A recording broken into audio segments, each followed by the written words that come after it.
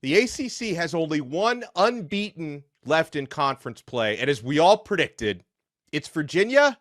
Coastal Chaos reigns supreme. Let's bring in the squad. You're talking ball with the ACC Squad. From Florida State to North Carolina, from Syracuse to Miami, and from NC State to California, it's the local experts of the Locked On Podcast Network, bringing you scoops, breakdowns, and the most comprehensive preview of the upcoming ACC weekend. Hang on, it could get loud, it could get heated, and it will definitely be fun. Squad up, you're part of the ACC Squad. The ACC is such a crazy football conference that the only team who's unbeaten in conference play actually has a loss to a conference rival, but it was technically a non-conference game. That's how crazy this thing is. Thank you so much to the everydayers for making the Locked On ACC Squad your first listen. We're available free wherever you get your podcasts. We're free on YouTube. We're part of the Locked On Podcast Network, your team every day. Today's episode is brought to you by FanDuel. Right now, new customers can bet just $5, and if your bet wins, you'll get $300 in bonus bets to use across the app. Download the FanDuel app today. I am Alex Dono from Locked On Canes.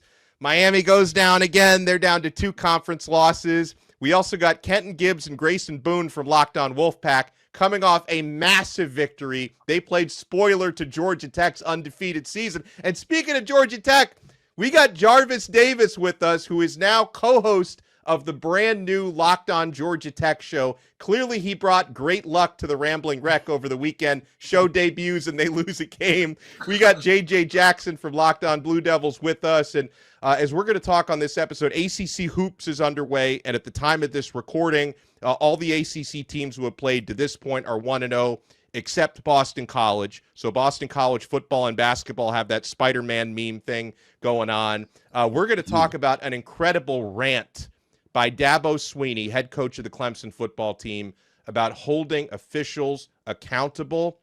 But let's talk some ACC football. And Jarvis, I'm going to let you buy the first round, my friend. A tough loss for Georgia Tech, but Georgia Tech is still very much in the ACC championship game picture after suffering their first loss of the year.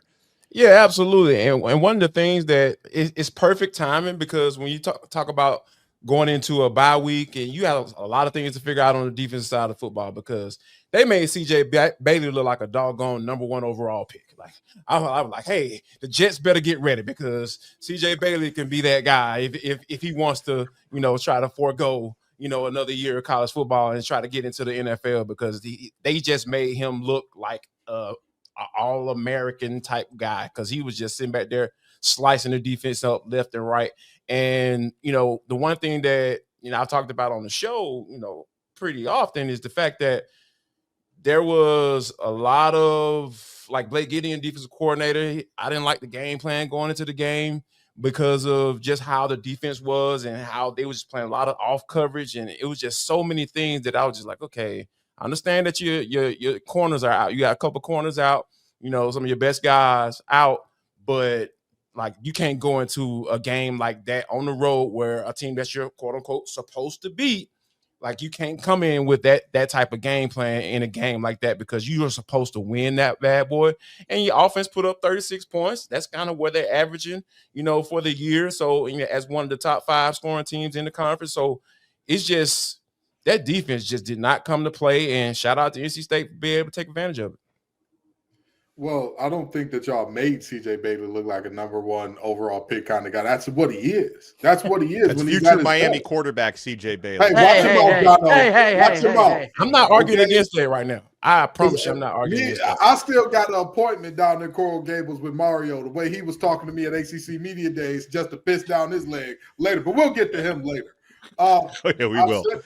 I've said this all year about CJ Bailey. When he's at his best, there's not 15 other guys in the country that can do what he does. The problem is when he's at his worst, there are not 15 other guys that will make some of the bad decisions that he makes. Y'all just happen to get the good CJ Bailey experience. But even beyond that, I think the most important part is Georgia Tech was unprepared to be physical and stop the run, which Grayson so expertly and eloquently pointed out all throughout our episode last week, saying, hey, there is a weakness here. They are malleable. And we're thinking Hollywood Smothers is going to carry the mail because he's one of the top 5 rushers in the country. He's out. And so we got Duke Scott in there, and he goes off for 200 total yards and a couple tutties. I mean, this game to me, it's what Grayson and I talked about all offseason, how the offense was going to have to carry this team. We knew you're not stopping Georgia Tech outright. We knew that wasn't going to happen. That's, Sure. Peyton Wilson ain't walking through that door, with all due respect. Mario Williams ain't walking through that door. Bradley Chubb and company, they gone. They ain't got no eligibility left. So the goal for this defense should be just hang on. Just hold on to the rope, and the offense light it up. And that's what we saw. It looked like a classic Big 12 game back when Pat Mahomes and Baker Mayfield was going at it. You were seeing 54-46 type of stuff. This game was insane. Kenton was upstairs. I was in the crowd, so we had both angles covered. As you might hear, my voice a little raspy because I was letting some Georgia Tech fans know what we like to do with the chains on the first down. But this game, and I'm not on here to beat my chest about it, it went exactly how I thought that it would. Coming into this game, I knew that Georgia Tech's run defense was, to Kenton's point, a little malleable.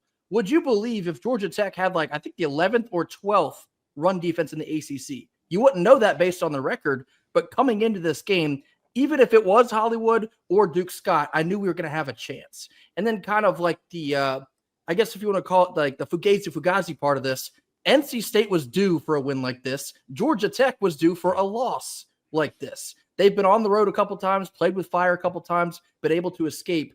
I had this feeling it was time for something to go right for State, something to go wrong for Georgia Tech.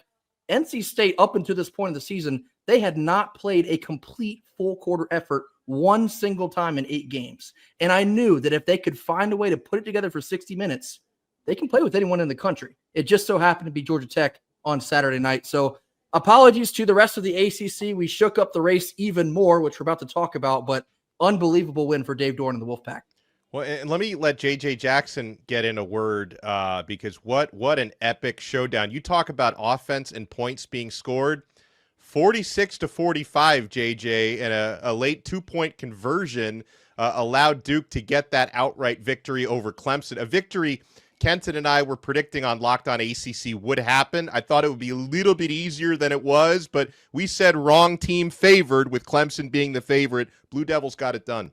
Yeah, a long time coming in 45 years since Duke football was able to go on the road and win in Death Valley against Clemson. It had been a really long period since Duke had won it all against the Tigers. Riley Leonard was able to get a win to snap that streak in Durham a few seasons ago, but that was really exciting to see Duke be able to get a win this past weekend. The offense has been incredible all season long. There really has not been a single team in the country that has slowed down this Duke offense other than Duke themselves not taking care of the football in certain games throughout the course of the year. What a statement it was for Duke. I was a little concerned by the defensive effort. Duke's really starting to get banged up a little bit health-wise there on the defensive end, but hopefully they've got still a big push coming here down the stretch because as we're getting into, man, it is insane to be an ACC football fan right now with the number of different teams that still have a chance. Yeah, and there was a pivotal game on Saturday in Dallas, Texas, where Miami effectively eliminated themselves from ACC championship game from the standings, and SMU got themselves right back into it because SMU only has one conference loss, so they will have an opportunity to get in the ACC championship for the second straight game. And JJ, when you talk about Duke's offense being their own worst enemy, Miami's worst enemy is the man in the mirror. And listen, SMU had to go out there and make fewer mistakes. I didn't think either team looked particularly good. I mean, there were a few big plays for SMU, a few big plays for Miami, but Miami cannot fix their issues. I mean, all season long, too many penalties, too many miscues, too much predictability on offense. They go out there, they commit 12 penalties for 96 yards. They go out there, they have a couple of interceptions. First of those was not Carson Beck's fault, was off the hands, bobbled a tip for an interception by receiver JoJo Trader. The second of those, Beck, threw it in overtime, which obviously was very, very costly. But my big issue with Miami, guys, is this complete inability to fix their self-inflicted wounds, which is now a story that goes back even to last season and beyond. And then the other part of it is, I talked about this a lot with Kenton this week on Locked On ACC. The offensive philosophy, they treat every single drive in every single quarter as if it's late first quarter and you're up 7 points. Like, that's how they treat every single drive. And for a team that is as talented as the Miami Hurricanes are, to try to play ball control, clock control, shorten the game and shorten the margins, guess what? When you're going up against less talented teams and you're intentionally shortening the game and shortening the amount of possessions, you are going out of your way to keep less talented teams in these games. It's the definition of insanity, guys, doing the same things over and over and over and expecting a different result. I'm kind of tired of talking about it, but I'm still here. Dono, but look who you have at the quarterback position, Carson Beck. He sees ghosts, baby. This is who Carson is. He played for a team the red and black team up the road. I no longer say their names out loud, and I'm definitely not going to say their name on the ACC Squad show. That team in the red and black, I'm very familiar with his game, sir. The Shaq meme is real, So when you think about who Carson Beck is, because he can't play his way out of it. Once he starts seeing ghosts, it's over. he can't play his way out of it. Coming into his year before, the year when he was at Georgia before he transferred to Miami, I was talking about him being one of those guys. I'm talking about a top 5 pick. The way he played the year prior, and the year right before, the year before he left that school down there, he was one of those prospects, but he just could not figure out a way. It was so many things going on within the team and his girlfriend, TikTok famous and all this stuff, and driving the Lamborghini trucks and all that stuff, man. It was just too much going on, and he can't just figure out a way to get focused. And now you're starting to see it. It's starting to come out. Who he really is starting to come out. And I think that, you're going to have to kind of come to grips with that, Alex. You know what I'm saying? I'm at grips. I'm fully gripping. Jarvis, you're looking too zoomed in. You got to take it out from the microscope. You got to get a bird's eye view of this thing, okay? Carson Beck is not the problem. He's a symptom of the problem, because last year they had the number 1 overall pick. Did it work out for him either? What's the common denominator that has been there for Miami all along? Mario Manuel Cristobal. It's him. It is him. I'm not willing to say he needs to be fired, but he needs to change. Like Donald they can't fire him. He's got a $61 million buyout. But the thing I will be fair to Mario and say this thing has been like this for 20 years with Miami, and he's been the coach for 4 seasons. So this is not a problem he created, but it's a problem he is yet to be able to fix. I agree, but my thing is the stuff that you're talking about as their problem in terms of this iteration and last year's iteration of the team, those are Mario Cristobal exclusive things. Even if you go back 3 years ago, he keeps losing in ways that he's lost before. You lost to Georgia Tech because you were running the ball when you had no damn business. You should have took a knee, and you lose that game. You lose last year because all of a sudden you forget, well, wait a minute now. We're up a lot of points against Georgia Tech, but scoring is still an option. We can still do what we need to do. We don't have to shut down the offense and go uber conservative in order to win this football game. And then you do things like that again this year where, like you said, Dono, you treat every possession like you're trying to squeeze the life out the game. You've got better players. You don't have to do that. Vanderbilt has to do that. They do not have the talent in comparison to their opponents on average. They just don't. You do. You got more time to play. Hey, let's speed it up. We got a big first down, get some tempo going. He refuses to do it. So I'm not saying he needs to be fired, but he needs to change. Yeah, 100%. Well, we can get more into this on the other side. I want us to predict who's going to square off in the ACC championship game, and I want to break down the absolute fire that Dabo Swinney has been spitting. You want to keep it locked right here. It's the Locked On ACC Squad, and we're only getting started. Folks, when the opening whistle blows on a new repair, get your crew moving forward with SupplyHouse. Order today and see parts on your doorstep tomorrow. Over 280,000 plumbing, HVAC, and electrical items from the most trusted brands in the business. Their real-time inventory and honest lead times keep you from punting projects, while their industry-leading customer service always has your blind side covered. If you need parts for a project, SupplyHouse has next-day delivery. Talk about a game changer. The part finder tools and 3D schematics can save you hours on jobs where every detail matters. Join their free Trade Master program today and score serious perks like priority shipping, lower prices, and a dedicated support line. Visit SupplyHouse.com to sign up for free and use promo code SHCollege5 for 5% off your first order. That's SupplyHouse.com. Real people, real service. Thank you so much for making the ACC Squad your first listen. For your next listen, check out our other shows. Kenton Gibbs and Grayson Boone host Locked On Wolfpack. Jarvis Davis co-hosts the all-new Locked On Georgia Tech. And JJ Jackson hosts Locked On Blue Devils, available free. And I host Locked On Canes, I should mention. We're all available free wherever you get your podcasts and available free on YouTube. So, guys, Virginia, I mean, they have been sometimes it's better to be lucky than to be good. They've been both. They have been good and they have been lucky throughout the season. The Virginia Cavaliers are still technically undefeated in conference. Their remaining schedule, home against Wake Forest, a game they probably should win, but Wake has been tricky at times. On the road at Duke, that's a game they'll probably be an underdog in, but even if they lose that game, they're still in great position. And then home against Virginia Tech to wrap up the season is a game that they probably should win. Georgia Tech's remaining conference schedule, they only have 2 conference games left. At Boston College, should be an easy win, and versus Pittsburgh at home, that could be tricky. Their final game is at Georgia, so they have just 2 conference games left. Pittsburgh's remaining conference schedule, they're still in the hunt. They're home against Notre Dame, non-conference game. They're at Georgia Tech and then home against Miami. 2 really tough games. I mean, with Pitt, you never know. They could go 2-0, they could go 1-1, they could go 0-2 in those final 2 conference games. I think everything is on the table there. The Louisville Cardinals play home against Cal, probably a win. Home against Clemson, should be a win. At SMU, could be a toss-up, and then their final game at Kentucky, non-conference. So Louisville very much alive. SMU found new life in that upset win against Miami. Their remaining conference games at Boston College shouldn't be too tough. Home against Louisville, very tough. And at Cal could be tricky, especially if they make that a late-night game. So you think about all those teams, fellas, that have either 0 or 1 conference losses. I'll let anyone buy the first round on this one. What are the 2 teams that are going to be in Charlotte in early December?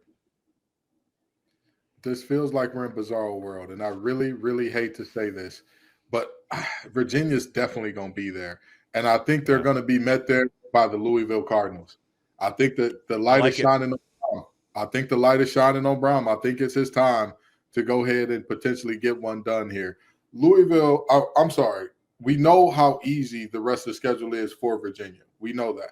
You're playing a Virginia Tech team that is without a coach.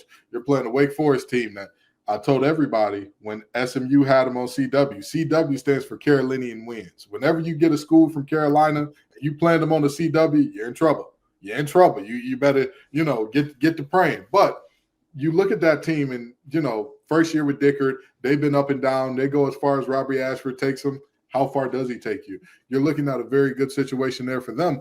But Louisville, I think they've proven they can win enough games down the stretch. There's a reason that they've been to multiple ACC championships there's a reason they went to a ACC championship under Brown. I don't think they've been to multiple yet. I think this is 2 years ago they went to one. Yeah, so they get to their second this year because, again, I think that they finish out this schedule in a very meaningful way. The only game that I'm watching for there, Clemson, because Clemson owes them some get back. Clemson owes them because they almost kept Clemson out. If it wasn't for a specific team that also wears orange, choking it away up in the Carrier Dome. But that's neither here nor there. So the reality is, I think those are 2 teams. By the way, I think I forgot to shout out Duke. Duke is also in that mix, by the way, JJ. Yeah, no, I love the position that Duke is in, truthfully. And like you said, I do believe Duke will be favored going into that home game against Virginia. This offense is awesome. Darian Mensah is the quarterback that not enough people are talking about. And if they're talking about it, I'm not listening in the right places when I look beyond the Duke circles there. Because this guy is the real deal. He's worth every single penny and dollar and everything that Duke did to get him on campus ahead of the new season.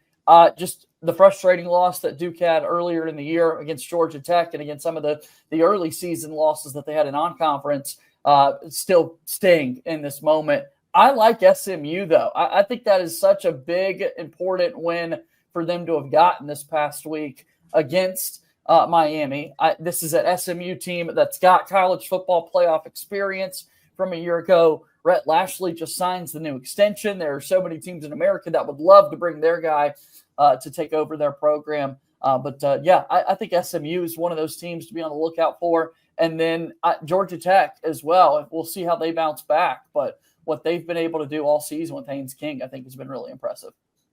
Yeah, I think Georgia Tech. Yeah, I think Georgia Tech is going to figure this thing out, because I really believe in Brent Key and what he's doing.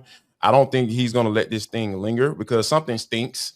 Especially when you go into a bye week, you get time to kind of soak in that stench. And I think they're going to get this thing figured out, because that's the way this team is built, who he is as a coach, who, like JJ mentioned, Haynes King is built exactly just like Brent Key. You would think he's just a tough dude. Tech tough is the term that people have been throwing around a lot lately. So I think they're going to get this thing figured out, and I think they'll probably end up facing a team like Virginia, because I know it's that a road game against Duke is going to be very tough, but I think they'll figure out a way to get that one going, because I think Tony Elliott is doing something special up there in Virginia. He's finally figured it out.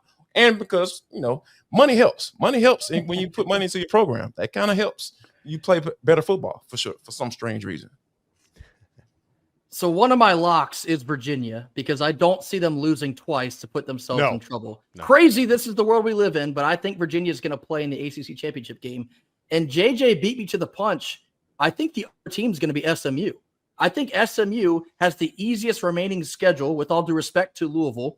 They have to play Boston College. Again, should be a win. They play Cal, should be a win. They play Louisville, but it's at home in Dallas. That's about as favorable of a schedule as you can ask for.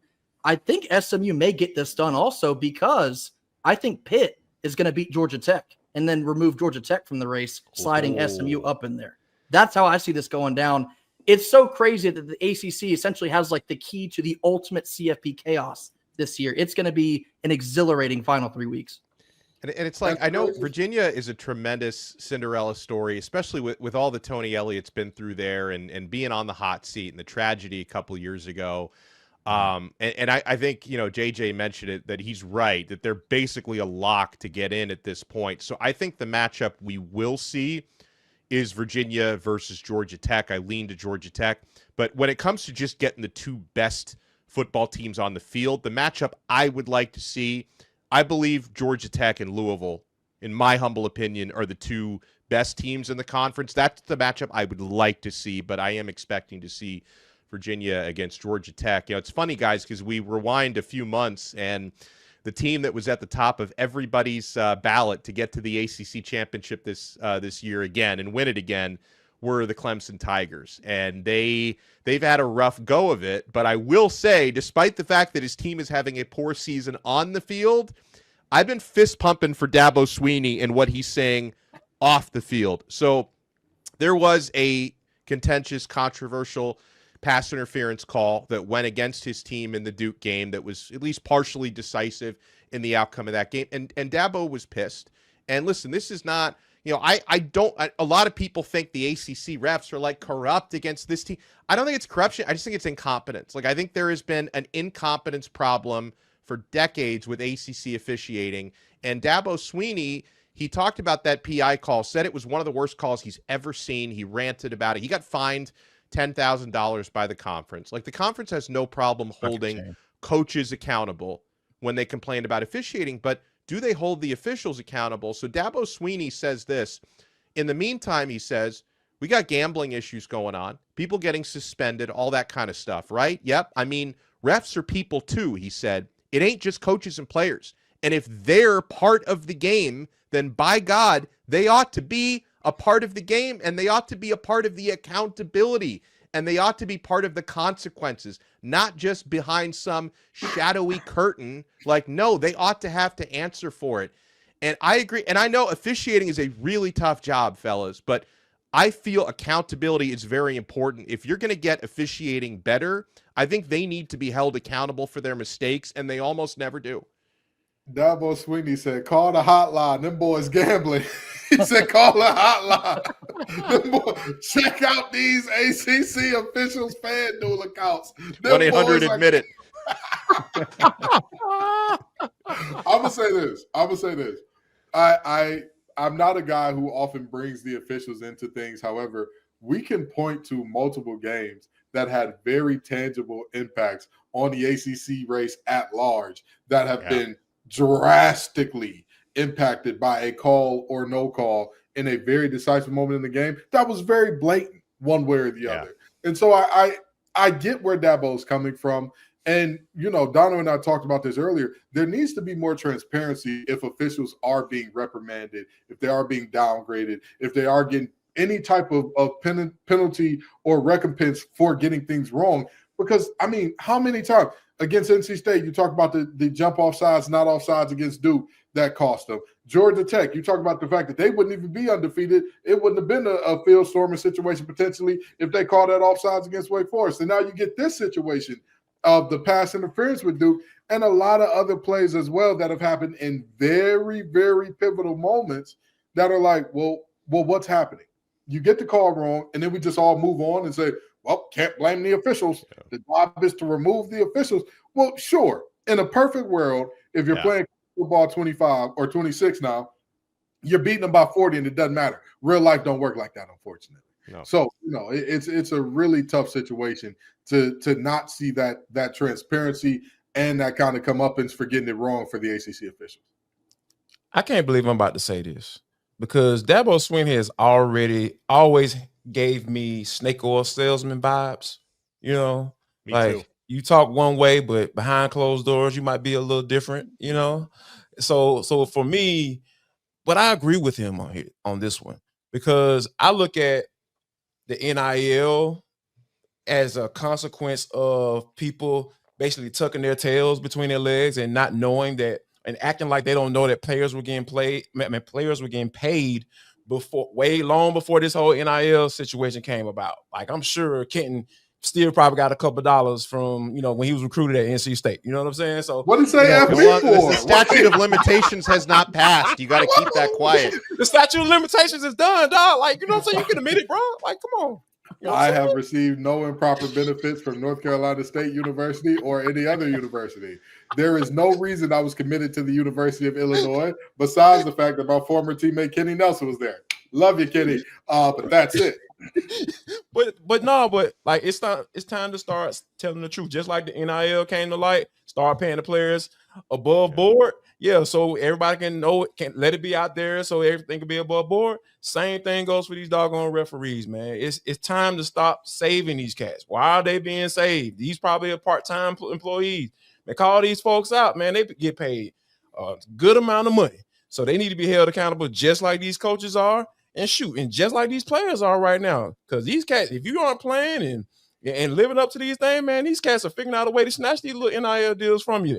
And next thing you know, these guys jumping in the portal and trying to go get paid somewhere else. So yeah, everybody's being held accountable now. So it's time for the referees to be held accountable. And you think this is a different conference, but I mean, Auburn has been hosed by so many calls this year, and Hugh Freeze got fired. Like, if one of those calls goes his way, he might still have a job. Well, I'll take it one step further. There was an official in the SEC that was permanently suspended for the rest of the season because of this. So perhaps Dabo is, I guess, indirectly calling out that maybe it does mean more in the SEC. They're willing to, I guess, reframe how their officials will be judged and officiated in-house there.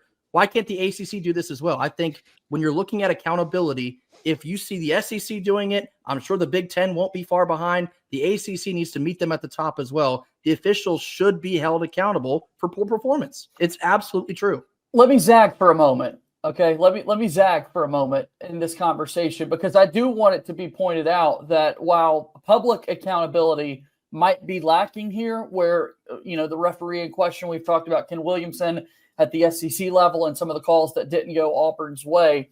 What the rest of the conferences are doing, though, guys, let's not forget, is crediting the ACC with the reviews that are taking place. And everybody else in America, they awesome. Want to now do this. Like, wow, this is incredible that we are seeing this look inside the officiating hub. I have a strong take on that because hold on. I watch these televised reviews every week. I just think it's such a dog and pony show because, first of all, transparency is great, but transparency and accountability are not the same thing. And Sure. when I watch Yeah. these ACC reviews on TV, like I feel like they're reading off a script. Like it feels like a bad episode of the Kardashians, like where they Well, I already didn't see that they angle. like I don't know, man. It's like I'm glad they do it, but it's not like make these referees do a press conference after the game. Like that's the sort of thing that I want. That's fair. And I'll fair. say this: the rest of the conference is trying to copy us in that regard. That's like your old lady doing one thing right, but she doing everything else wrong, right? Like everybody loves that she let you open the doors and hold your hand. Doing wrong, but she hit you upside the head with the pen every time you get home, and you leave your shoes at the door or something. Like, oh, wait a minute, now we got some problems that go beyond just this one thing. So I do agree, JJ, that is a good thing that the ACC is doing. But there's a lot of other stuff over here. Yeah. That needs to be cleaned up. Stop getting the head with the pen, please. I would love that because that's what the ACC and these officials are doing in this. Yeah, because like I've seen some of these televised reviews where it's like they still clearly get it wrong, but it's like okay, because they televised a bad review, we should applaud them. Like I don't know, man. Like, I'm glad they do it, but I Can't don't use know. a toothbrush to sweep up the auditorium. There you go. Yeah.